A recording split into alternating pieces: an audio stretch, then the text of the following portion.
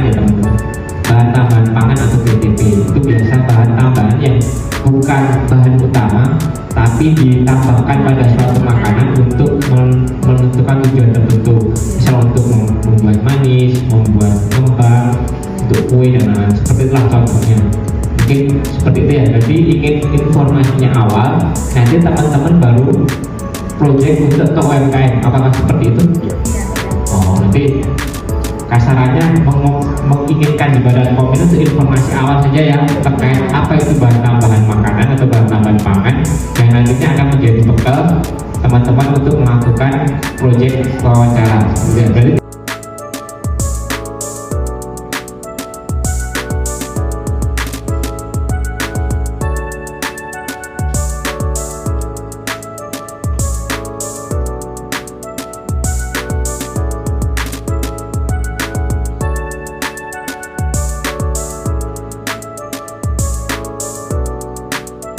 pelatih di bagian informasi dan komunikasi untuk jabatan sekarang yaitu pengawas farmasi dan makanan media. Kemudian yang kedua narasumber yaitu Ibu Etam, nanti beliau salah satu pelatih juga di bagian pemeriksaan yang tadi katanya proyeknya teman-teman mau wawancara ke pelaku saya salah satunya ya, nanti banyak hubungan dengan Ibu Etam yang mengurusi bagian pelaku usaha sertifikasi. Beliau PFM nanti juga di bagian komunikasi. Mungkin langsung saja saya serahkan ke Ibu Etam. Hai, terima kasih Pak Cahyo. Teman-teman, anak-anak sudah? Ini sosok muda teman-teman. Anak-anak. Oh iya, sebenarnya soal tugasnya apa?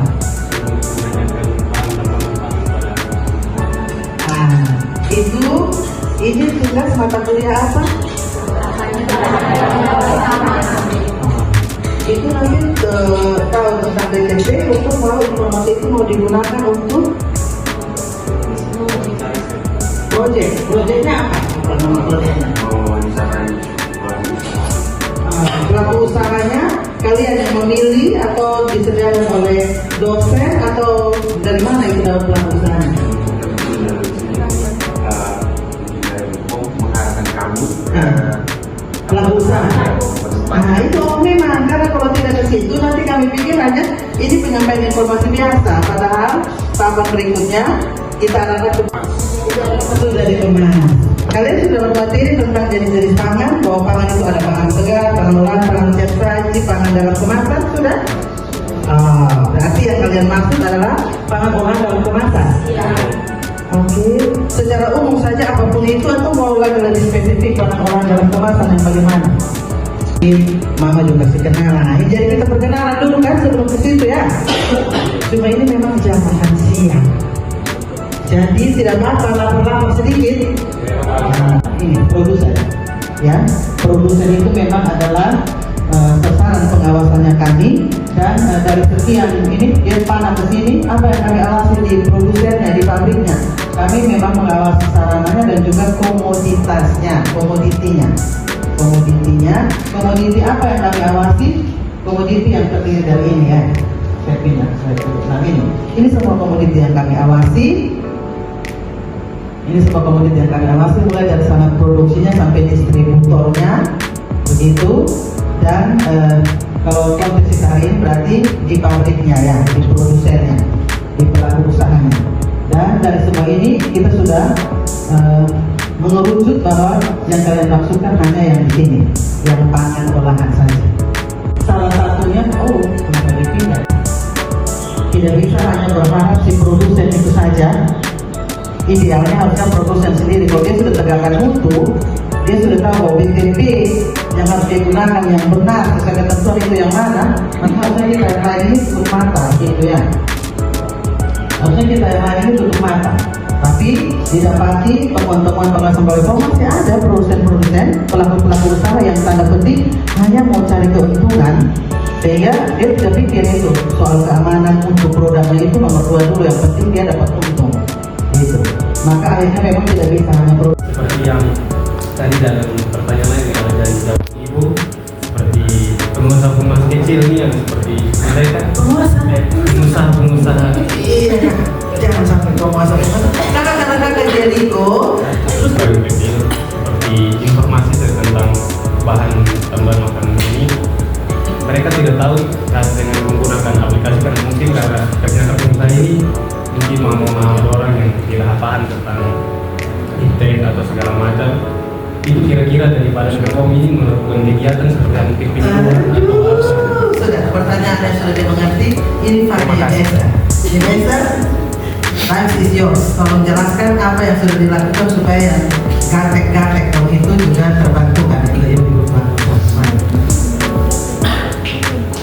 Ya, jadi kami punya inovasi ya, karena untuk mengakomodir mama-mama yang tidak bisa menggunakan iptek tadi. Jadi kita punya inovasi namanya percepatan pendampingan UMKM. Jadi itu kita dampingi mereka. Jadi kalau mereka tidak bisa menggunakan aplikasi, bisa datang ke kantor sini, kita dampingi mereka supaya bisa melakukan pendaftaran didampingi oleh petugas BPOM. Inovasi pendampingan terhadap teman-teman pelaku usaha sementara proses tapi tidak bisa menggunakan aplikasi yang baik.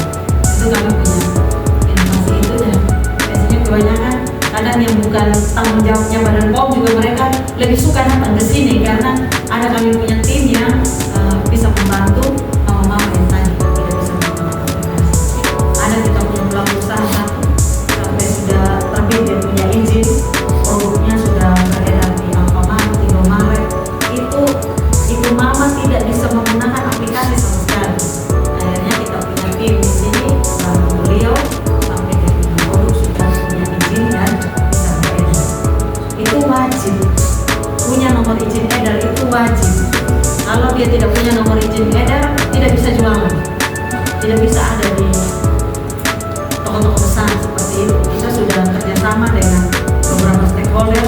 Kalau ada produk yang dijual di toko atau kios yang belum punya izin atau dia mau kasih jualannya untuk titip di situ, jangan diterima kalau tidak punya izin. Jadi itu wajib ada izin. Jadi kita punya inovasi pendampingan seperti itu. Jadi mama atau ada kenalan yang mau berusaha di bidang pangan, kosmetik, obat tradisional, silakan